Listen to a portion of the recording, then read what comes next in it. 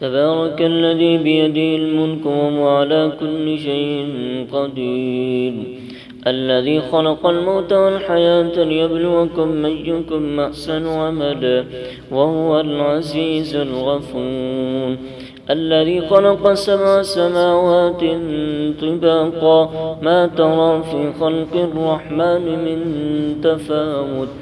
فارجع البصر هل ترى من فطور ثم ارجع البصر كرتين ينقلب إليك البصر خاسئا وهو حسير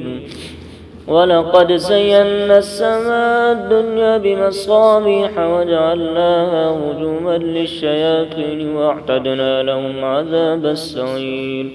وللذين كفروا بربهم عذاب جهنم وبئس المصير إذا ألقوا فيها سمعوا لها شهيقا وهي تفور تكاد تميز من الغيظ كلما ألقي فيها فوج سألهم خزنتها لم يأتكم نذير قالوا بلى قد جاءنا نذير فكذبنا وقلنا ما نزل الله من شيء إن أنتم إلا في ضلال كبير وقالوا لو كنا نسمع أو نعقل ما كنا في أصحاب السعير فاعترفوا بذنبهم فسحقا لأصحاب السعير إن الذين يخشون ربهم بالغيب لهم مغفرة وأجر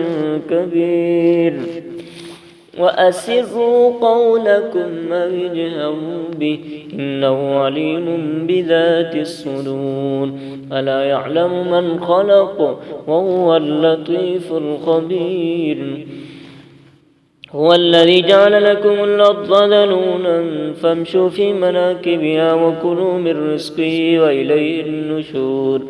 أأمنتم من في السماء أن يخسف بكم الأرض فإذا هي تمور أم أمنتم من في السماء أن يرسل عليكم حاسبا فستعلمون كيف نذير ولقد كذب الذين من قبلهم فكيف كان نكير أولم يروا إلى الطير فوقهم صافات ويقبضن ما يمسكن إلا الرحمن إنه بكل شيء بصير أمن هذا الذي هو جند لكم ينصركم من دون الرحمن إن الكافرون إلا في غرور أمن هذا الذي يرزقكم من أمسك رزقه بل لجوا في عتو